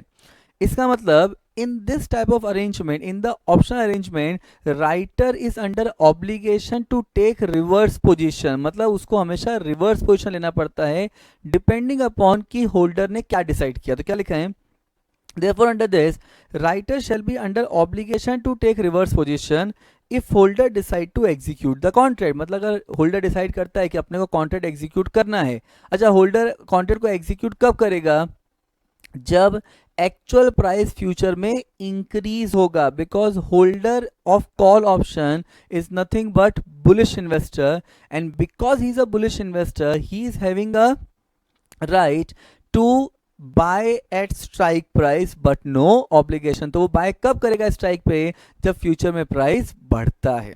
अब तो क्या लिखा है, now for acting as writer, मतलब अगर एक बंदा राइटर बनता है तो for acting as writer holder क्या करता है, holder shall make payment of premium, एक प्रीमियम अमाउंट डिसाइड होता है, वो प्रीमियम पे करता है राइटर को at the time of entering into the contract which is non refundable in nature. याद रखना when you go for the option transaction, इसमें राइटर हमेशा ब्रोकर ही होता है, तो आप ब्रोकर के पास जाके कॉल ऑप्शन लेते हो, सेम तरीके से आप ब्रोकर के पास जाके पुट ऑप्शन लेते हो। तो राइटर कौन है, ब्रोकर है, जिसको आपको एक प्रीमियम अमाउंट पे करना है, कब पे करना है, eight the time of entering into the transaction which is non refundable in nature. पक्का, तो वापस देखते हैं कॉल ऑप्शन। ऑप्शन में, कॉल ऑप्शन में दो लोग हैं, एक होल्डर दूसरा writer. Holder of call option is nobody else but the bullish investor, and he is having a right to buy at strike price but no obligation, and when holder will execute the contract, वो कब buy करेगा strike price पे, जब actual prices in future increases। clear, अभी writer कौन है ना, writer is as I said is nobody in normal transaction, writer in call option is always broker, उसको आप मेकर भी बोल सकते हो, ब्रोकर भी बोल सकते हो, राइटर भी बोलते हो। तो यहाँ पे जब हम लोग कॉल ऑप्शन की बात करते हैं तो we symbolize the person who is acting as a writer as a maker or writer। clear, तो यहाँ पे that person is under obligation to sell at strike price if holder decide to buy at strike price। मतलब अगर holder decide करता है कि उसको strike पे बाय करना है, तो फिर राइटर को स्ट्राइक पे सेल करना मैंडेटरी हो जाता है। And for this which means that under this option contract writer shall be under obligation to take reverse position depending upon that holder क्या डिसाइड करता है, एंड राइटर बनने के लिए होल्डर राइटर को एक अमाउंट पे करता है जिसको बोलते हैं premium, and that shell be paid at the time of entering into the transaction which is non refundable in nature. Clear, अब देखो, now let's see the put option also।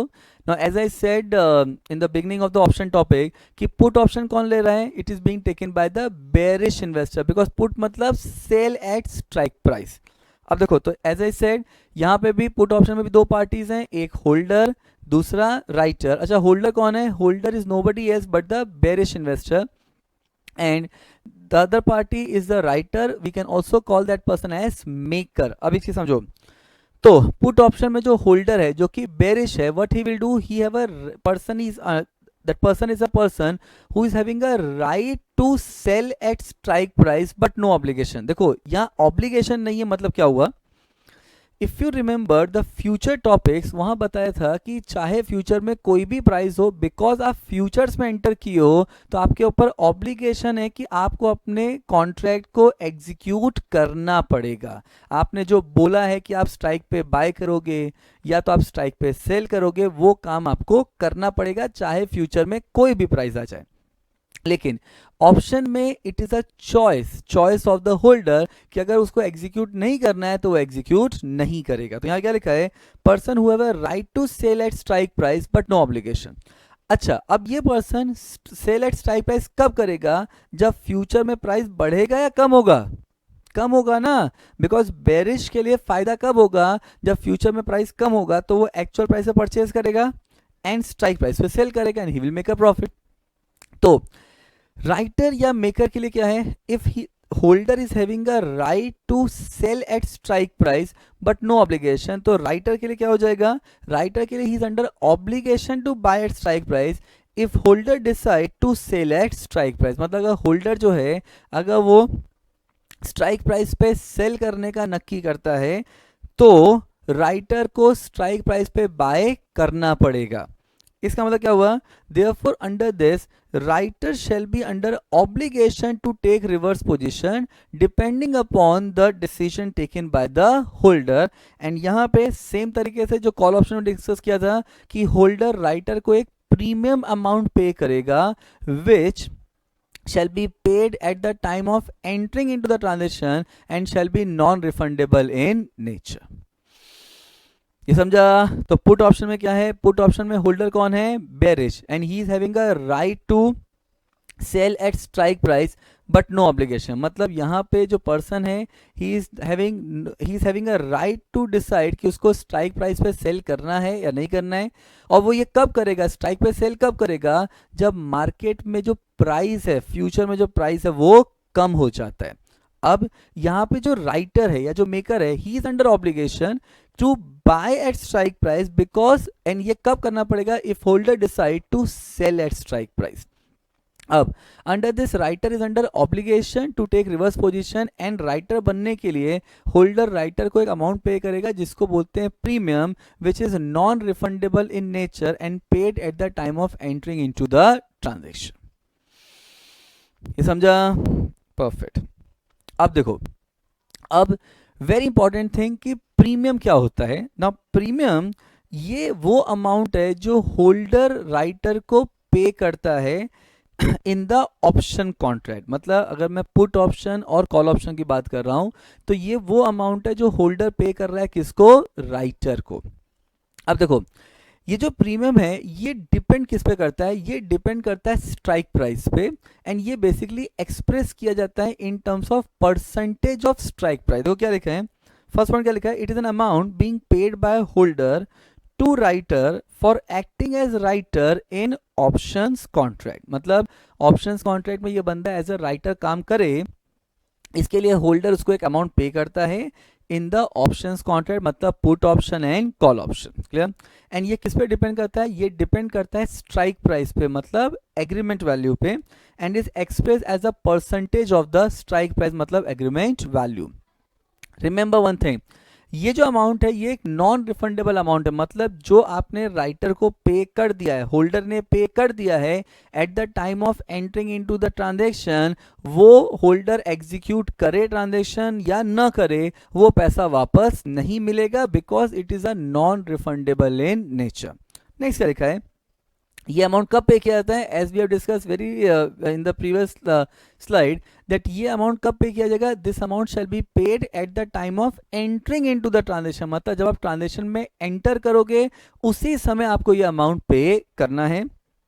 And अगर होल्डर ये डिसाइड करता है कि उसको ये contract execute नहीं करना है, अच्छा ऐसा कब करेगा, चलो पहले कॉल ऑप्शन समझते हैं। कॉल ऑप्शन का होल्डर कौन था, बुलिश, एंड बुलिश ने उसके पास क्या था कि he is having a right to buy at strike price but no obligation, और वो बाय कब करेगा, जब फ्यूचर में प्राइस बढ़ेगा, लेकिन मान लो कम हो गया तो कॉन्ट्रैक्ट एग्जीक्यूट नहीं करेगा। सेम पुट ऑप्शन पे आते हैं, पुट ऑप्शन में होल्डर कौन था, bearish, and that person is having a right to sell at strike price but no obligation. अच्छा, वो कॉन्ट्रैक्ट एग्जीक्यूट कब करेगा, पुट ऑप्शन में, जब फ्यूचर में प्राइस कम होगा, लेकिन बढ़ गया तो कॉन्ट्रैक्ट एग्जीक्यूट नहीं करेगा। तो जो होल्डर ने प्रीमियम पे किया है to the writer at the time of entering into the transaction, वो पैसा वापस नहीं मिलेगा, मतलब वो होल्डर के लिए लॉस हो गया एंड राइटर के लिए प्रॉफिट हो गया। तो क्या लिखा है, if the holder decide not to execute the contract then it shall be the loss for the holder and profit for the writer. In normal condition में, ये समझा, अभी अगर होल्डर एक अमाउंट पे कर रहा है राइटर को, तो ये होल्डर के लिए कॉस्ट है एंड राइटर के लिए इनकम। पक्का, एकदम क्लियर, यहां तो समझा। एक पॉइंट और देखते हैं। नाउ अब क्या लिखा है, it is decided by the writer and may very with writer. इसका मतलब ये राइटर डिसाइड करता है कि प्रीमियम कितना है, which means that there can be possibility कि शेर खान में प्रीमियम 40% हो, आनंद राठी में premium, they all are brokers, Anand Rathi में प्रीमियम 20% हो। तो ये प्रीमियम कितना होगा ये कौन डिसाइड करेगा, it will be decided by the writer and may vary, मतलब ये चेंज हो सकते हैं from broker to broker. Clear. Now let's take one example with respect to the options also, तो आपको ये कॉन्सेप्ट और बहुत अच्छे से तैयार हो जाएगा। Clear. So let's take one example. So students let's take one example to understand the options concept in a much better manner. देखो अब यहां मान लेते हैं स्पॉट प्राइस ऑफ RIL। अच्छा, मैं सेम एग्जांपल ले रहा हूं जो फ्यूचर्स में लिया था, जिससे कि आपको कंपैरिजन करना इजी हो जाए कि फ्यूचर्स में अगर ट्रांजेक्शन होता है तो क्या इफेक्ट आता है एंड ऑप्शंस में ट्रांजेक्शन हो रहा है तो क्या इफेक्ट आ रहा है। क्लियर। तो स्पॉट प्राइस ऑफ RIL से 1000 rupees. Now this spot price is nothing but current market price, but as what we have discussed in the very beginning also कि in the derivative segment current price का कोई लेना देना होता ही नहीं है। Clear. पूरा ट्रांजेक्शन किस पे होता है, स्ट्राइक प्राइस पे। तो यहाँ पे strike price which is nothing but agreement value, ये कितना लिया, मान लेते हैं 1100। क्लियर। ये हो गया स्ट्राइक प्राइस। अब यहाँ पे वेरी इंपॉर्टेंट पार्ट है which is premium. Now in this case let's take premium is say 100 rupees, एक अराउंड 10% के आसपास पकड़ा है, बट वो 110 होगा तो राउंड ऑफ 100 ले लिया। कॉन्सेप्ट समझ रहे हैं हम लोग, ठीक है। अब देखिए प्रीमियम इज 100 रुपीज। अब now expected price after 3 months। देखो 3 महीने के बाद एक्सपेक्टेड प्राइस क्या है,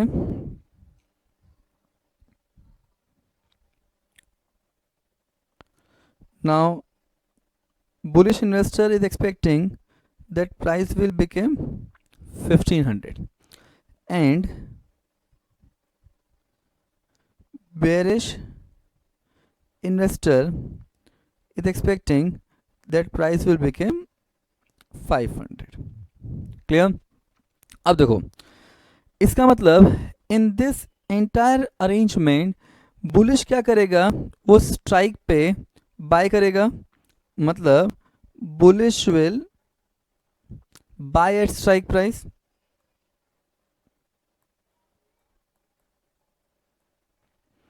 एंड बेरिश क्या करेगा, वो स्ट्राइक पे सेल करेगा, मतलब bearish will sell at strike price and bullish will buy at strike price. अब देखो तो इसका मतलब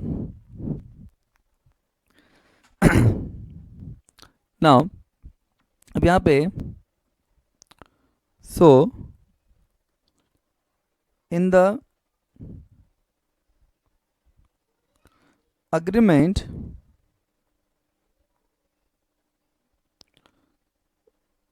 bullish investor will act as buyer। clear। and bearish investor will act as seller. Clear? अब देखो, अब यहाँ पे now actual price, now actual price after 3 months. अब या तो प्राइस बढ़ेगा या तो प्राइस कम होगा. केस 1 में ले लेते हैं कि एक्चुअल प्राइस बुलिश ने सोचा था कि 1500 होगा, वो हो गया 1800.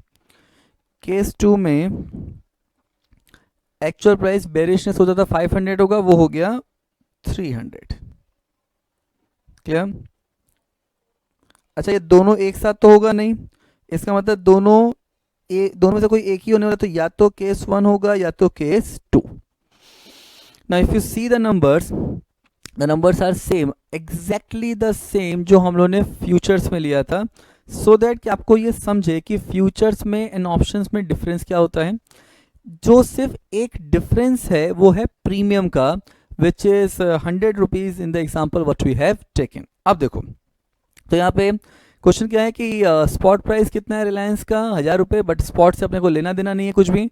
स्ट्राइक प्राइस कितना नक्की हुआ, 1100, जिसपे बुलिश एग्री करता है that he will buy at strike price and bearish agree करता है that he will sell at strike price. Premium है 100 रुपीज़ एंड 3 महीने के बाद एक्सपेक्टेड प्राइस क्या है, बुलिश को लगता है कि प्राइस हो जाएगा 1500, बेरिश को लगता है कि प्राइस हो जाएगा 500. एंड इसलिए अग्रीमेंट में bullish will act as a buyer and bearish will act as a seller. अब 3 महीने के बाद एक्चुअल प्राइस क्या है, 3 महीने के बाद फर्स्ट केस में एक्चुअल प्राइस 1800 हो जाता है, मतलब सोचा था कि 1500 जाएगा लेकिन ये बढ़ के कितना हो गया 1800. क्लियर? सेकेंड केस में प्राइस सोचा था कि गिर के 500 तक आएगा लेकिन ये कितना हो गया और नीचे गिर गया, 300 तक आ गया. अब देखो, इसकी वजह से पूरे के पूरे ट्रांजैक्शन में ऑप्शंस में कैसे होता है, लेट्स सी दिस थिंग. अब देखो, नाउ फर्स्ट हम लोग ले रहे हैं कॉल ऑप्शन. क्लियर? तो कॉल ऑप्शन में case 1 when actual price is 1800. अब देखो, एक्चुअल प्राइस 1800, स्ट्राइक प्राइस कितना था, नाउ स्ट्राइक प्राइस वाज 1100. तो अगर स्ट्राइक प्राइस पे कॉल ऑप्शन में होल्डर कौन होता है, नाउ कॉल ऑप्शन में होल्डर होता है bullish and he is having a right to buy at strike price but no obligation, buy at strike price. और वो कॉन्ट्रैक्ट एग्जीक्यूट कब करता है, जब actual price in future increase होता है. अच्छा, इस एग्जांपल में एक्चुअल प्राइस इन फ्यूचर कितना हो गया 1800, तो क्या whether holder shall execute the contract, answer is yes. Clear? अच्छा, होल्डर एग्जीक्यूट करेगा. अच्छा, क्या राइटर एग्जीक्यूट करेगा, नॉट एप्लीकेबल, क्योंकि राइटर से तो पूछ ही नहीं रहे ना, ही इज अंडर ऑब्लिगेशन, तो उससे पूछने की जरूरत नहीं है. अब अगर होल्डर कॉन्ट्रैक्ट एग्जीक्यूट करता है तो होल्डर कौन है, bullish, and what he bullish will do, he will buy at strike price. तो स्ट्राइक प्राइस कितनी थी 1100, तो बाय प्राइस कितना हो गया 1100. एंड राइटर के लिए if holder decide to buy at strike price then writer need to sell at strike price, मतलब उसको एक ऑब्लिगेशन हो गया कि उसको सेल करना पड़ेगा. क्लियर? अब एक चीज देखिए, यहां पे अब होल्डर क्या करेगा, उसका सेल प्राइस क्या होगा, उसने क्या डिसाइड किया था, वो ऑप्शन को कब एग्जीक्यूट करता है, जब फ्यूचर में प्राइस बढ़ता है, सो दैट वो बढ़े प्राइस पे सेल करेगा. तो यहां पे सेल प्राइस कितना हो जाएगा 1800. ये समझा? अब एंड उसने कितना प्रीमियम पे किया है 100. तो यहां पे होल्डर के लिए प्रॉफिट कितना हुआ ये देखते हैं, 1800 माइनस 1100 माइनस 100, मतलब 600 रुपीज का प्रॉफिट. क्लियर? एंड राइटर के लिए, अच्छा अगर होल्डर के लिए सेल प्राइस 1800 है तो राइटर को रिवर्स पोजीशन लेना है, तो इसका मतलब उसका बाय प्राइस कितना हो जाएगा 1800. क्लियर?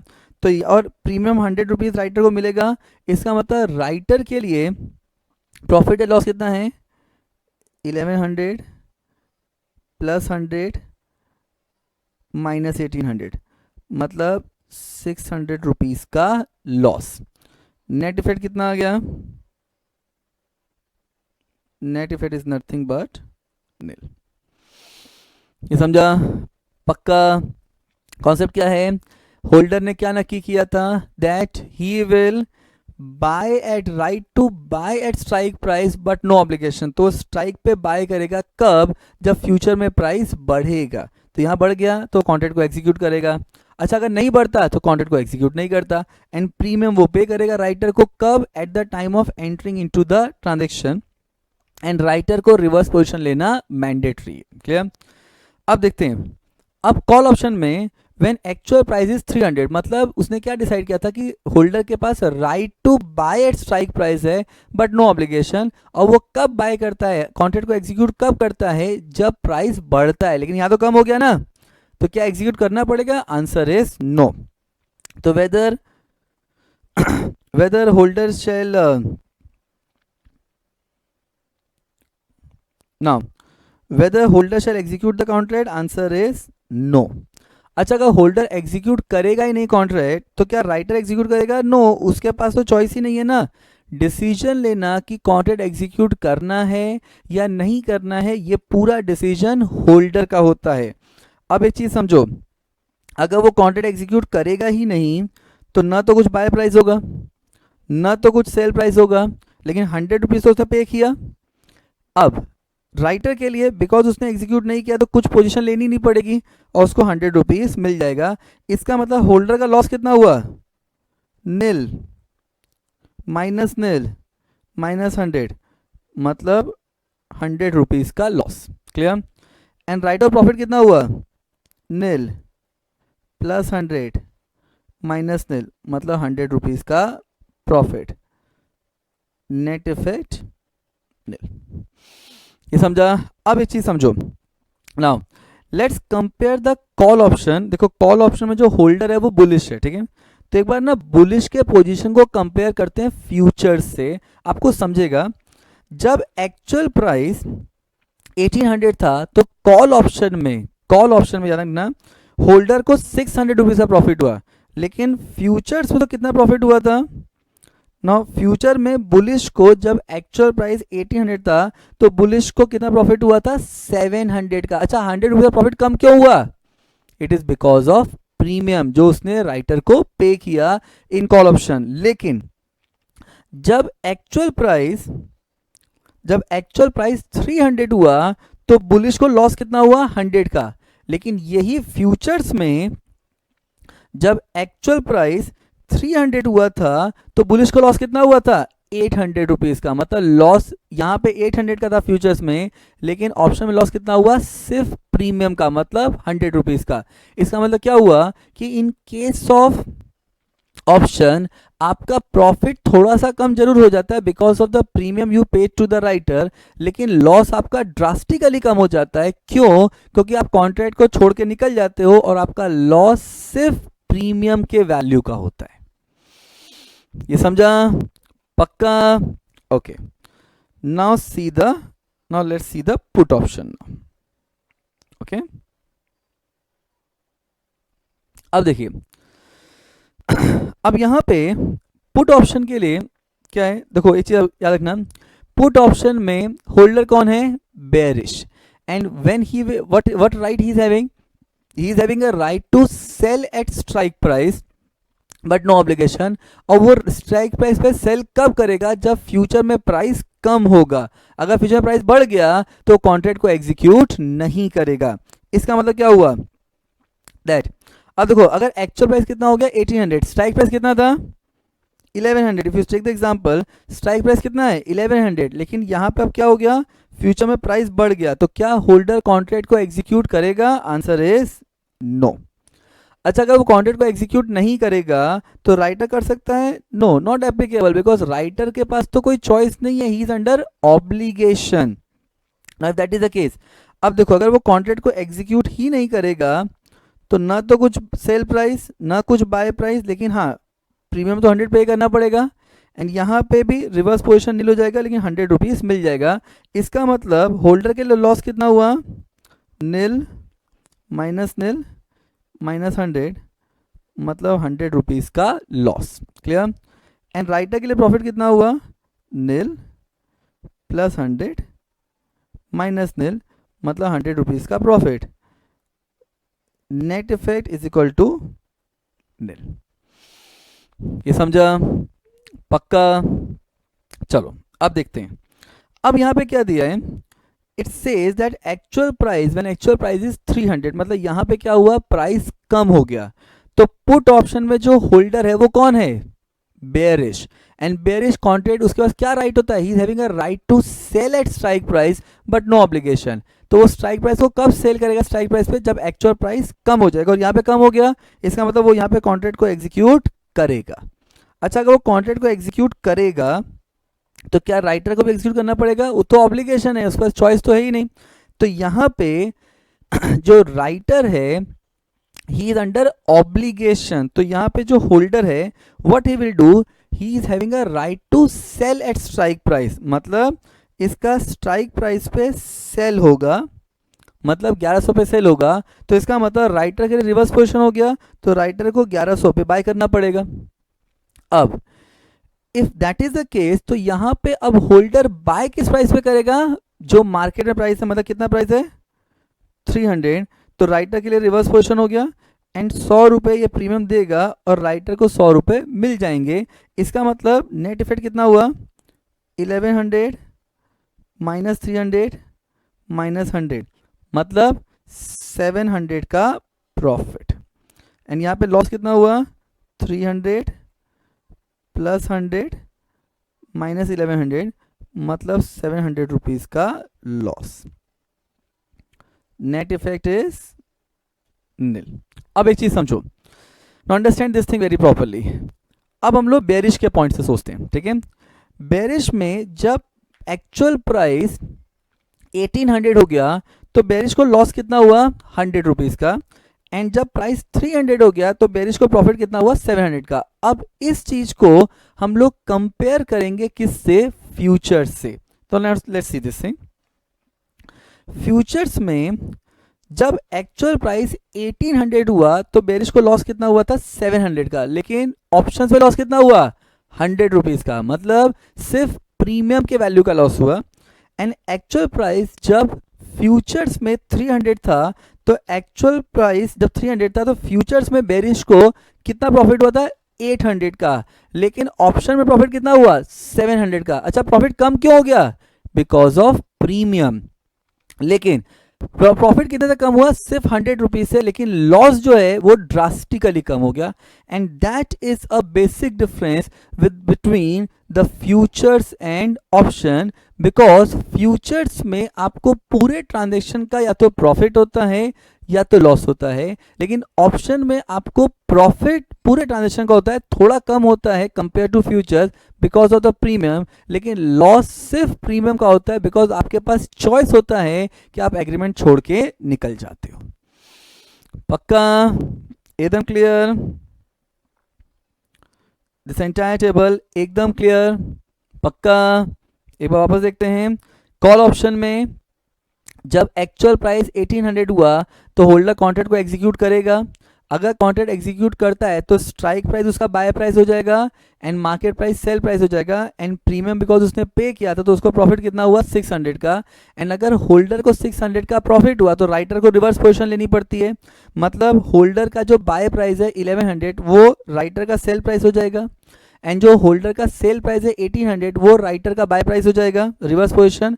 100 रुपीज उसको मिला, मतलब यहाँ पे उसको कितने का लॉस हुआ, 600 का। अभी अगर एक्चुअल प्राइस कम हो जाता है तो जो होल्डर है वो कॉन्ट्रैक्ट को एग्जीक्यूट नहीं करेगा।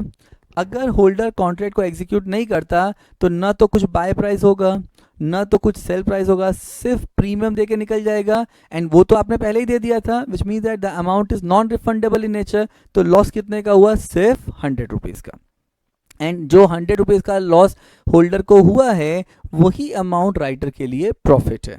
अब पुट ऑप्शन में देखते हैं ना। पुट ऑप्शन में देखो, पुट ऑप्शन कौन लेता है, bearish investor who is having a right to sell at strike price but no obligation, and वो स्ट्राइक पे सेल कब करेगा, जब फ्यूचर में प्राइस कम हो जाएगा, लेकिन जहां पे फ्यूचर में प्राइस बढ़ेगा तो कॉन्ट्रैक्ट एग्जीक्यूट नहीं करेगा। तो in first case when actual price 1800, जो होल्डर है मतलब बेरिश इन्वेस्टर है वो कॉन्ट्रैक्ट को एग्जीक्यूट नहीं करेगा, because he is not executing the contract. तो न तो कुछ बाय प्राइस न तो कुछ sale price, and premium pay किया था, मतलब लॉस कितने का हुआ, सिर्फ प्रीमियम का।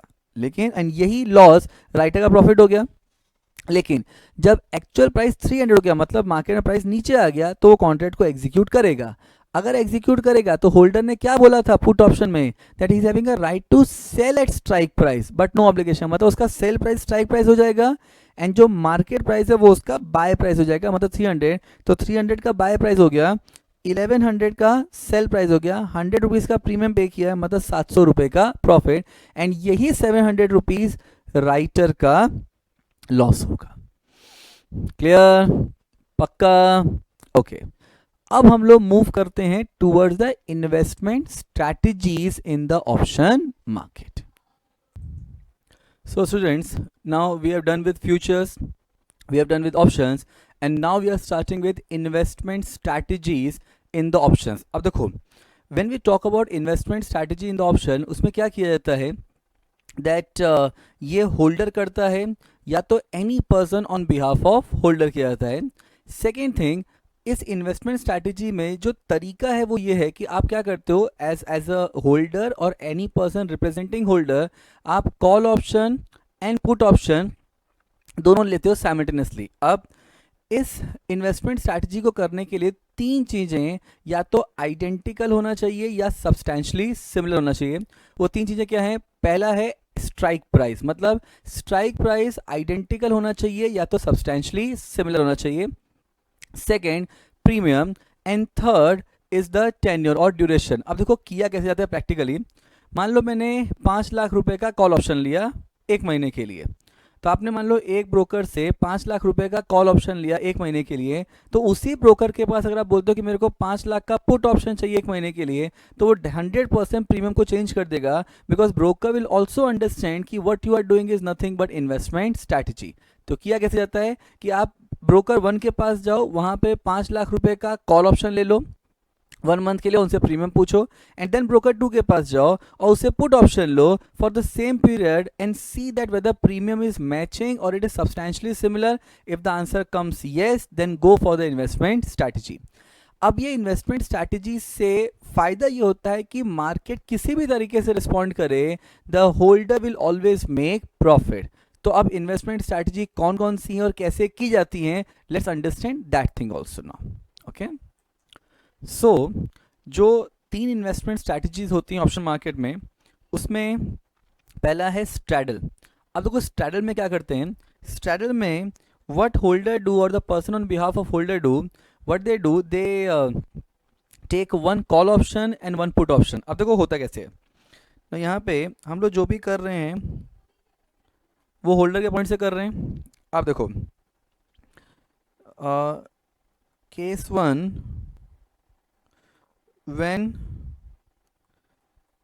actual price is 1800। अब देखो अपने को सिर्फ होल्डर के पॉइंट से देखना है, होल्डर के पॉइंट से एक कॉल ऑप्शन और एक पुट ऑप्शन। तो यहाँ पे जो 1800 वाला सिनेरियो है, देखो उसमें होल्डर को प्रॉफिट कितना हो रहा है, कॉल ऑप्शन में 600, लेकिन पुट में लॉस कितना हो रहा है 100 का। इसका मतलब तो 1 कॉल प्लस 1 पुट कितना हो गया, कॉल में 600 का प्रॉफिट हुआ लेकिन पुट में 100 का लॉस हो गया, मतलब नेट कितने का प्रॉफिट हुआ 500 का। क्लियर। अभी अब केस 2 लेते हैं। Now case 2, when actual price is 300, मतलब 2 सिनेरियो हैं। Case 1 when actual price is 1800 and case 2 when actual price is 300। अब देखो एज आई सेड कि हम लोगों ने स्टार्टर में क्या किया है, 1 कॉल प्लस 1 पुट लिया है। अब देखो जब एक्चुअल प्राइस 300 हुआ तो कॉल ऑप्शन में होल्डर को देखना है, अपने को सिर्फ होल्डर देखना है, समझ रहे हैं। तो होल्डर को कॉल ऑप्शन में 100 का लॉस हुआ, लेकिन पुट ऑप्शन में देखो अगेन होल्डर देखना है, पुट ऑप्शन में 700 का प्रॉफिट हुआ। इसका मतलब नेट इफेक्ट क्या आया कि 100 का लॉस प्लस 700 प्रॉफिट मतलब 600। इसका मतलब अगर मार्केट किसी भी तरीके से जाए you will always be in profit, because आपने क्या किया है, आपने स्ट्रैडल किया है। क्लियर? अब देखो सेकेंड इन्वेस्टमेंट स्ट्रैटेजी, इसको बोलते हैं स्ट्रैप। अब स्ट्रैप क्या होता है? स्ट्रैप का देखो, स्ट्रैप कौन करता है? If you are basically a bullish investor. अब अगर आप बुलिश इन्वेस्टर हो तो आप कॉल ऑप्शन लोगे, लेकिन आपको मन में कहीं एक डर था कि कहीं नीचे चला गया तो स्ट्रैप करो। तो स्ट्रैप में क्या करते हैं? You take 2 call option and 1 put option. अब देखो, एज आई सेड, अपने को ये किसके कंटेक्ट से देखना है? होल्डर के कंटेक्ट से। तो फर्स्ट केस लेते हैं, case 1, when actual price is 1800। Now see, जब एक्चुअल प्राइस 1800 है तो हम लोगों ने क्या किया है? What we have done, we have taken 2 call and 1 put. देखो, जब एक्चुअल प्राइस 1800 था तो होल्डर को कॉल में प्रॉफिट हुआ, कितना हुआ? 600 प्रॉफिट हुआ, लेकिन पुट में लॉस हो गया, कितने का? 100 का। मतलब नेट इफेक्ट क्या आया? 2 इंटू 600 प्लस 100 का लॉस, मतलब 1200 माइनस 100, मतलब 1100 का प्रॉफिट। क्लियर? अब देखो सेकेंड केस देखते हैं, case 2, when actual price is 300। तो जब एक्चुअल प्राइस 300 हुआ ना, तो हम लोगों ने क्या किया है? We have taken 2 call and 1 put. अब देखो, कॉल में जब एक्चुअल प्राइस 300 हो गया तो कॉल में सामने वाले होल्डर को कितने का लॉस हुआ? 100 का, लेकिन पुट में प्रॉफिट कितना हुआ है? 700 का। समझ रहा है? सीधा टेबल जो पीछे किया है उसी टेबल के बेसिस पे बन रही है स्ट्रैटेजी। तो यहाँ पे 2 इंटू 100 का लॉस प्लस 700 का प्रॉफिट, मतलब अभी भी नेट इफेक्ट कितना है? 500। मतलब जैसा सोचा था अगर वैसा हुआ तो जबरदस्त प्रॉफिट, और जैसा नहीं सोचा था वैसा हुआ तो भी प्रॉफिट। क्लियर? नाउ अब थर्ड इन्वेस्टमेंट स्ट्रैटेजी क्या है? Now third investment strategy basically says that आप बेसिकली एक बेरिश इन्वेस्टर हो, आपको लगता है कि मार्केट नीचे ही जाने वाला है, लेकिन मन में कहीं एक डर है कि कहीं ऊपर चला गया तो स्ट्रिप करो। Now strip is an name of investment strategy. Okay, now तो यहाँ पे कैसे करते हैं? यहाँ पे आप एक कॉल लेते हो और 2 पुट लेते हो। तो यहाँ पे किसके कंटेक्ट से अपने को देखना है? होल्डर कंटेक्ट से देख रहे हैं। तो case 1, when actual price is equal to 1800।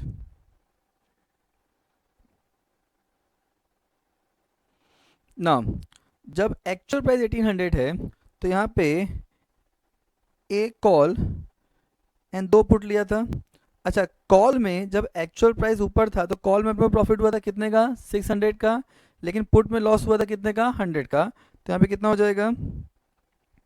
600 plus 2 into 100, इसका मतलब कितने का प्रॉफिट हो गया?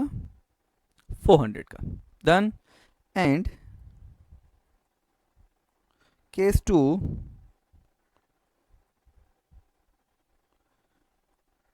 when actual price is 300। अगर एक्चुअल प्राइस 300 है तो वहां पे एक कॉल एंड 2 पुट लिया। अच्छा, जब एक्चुअल प्राइस 300 है तो अपने को कॉल में लॉस हो जाएगा कितने का? 100 का, लेकिन पुट में प्रॉफिट हुआ कितने का? 700 का। तो कैसे आएगा? यहाँ पे 100 का लॉस हुआ प्लस 2 इंटू 700, मतलब 1300 का नेट प्रॉफिट। इसका मतलब जैसा सोचा था वैसा हुआ तो जबरदस्त प्रॉफिट, और जैसा सोचा था वैसा नहीं भी हुआ तो भी profit. And this is called investment strategy in the options market. Done.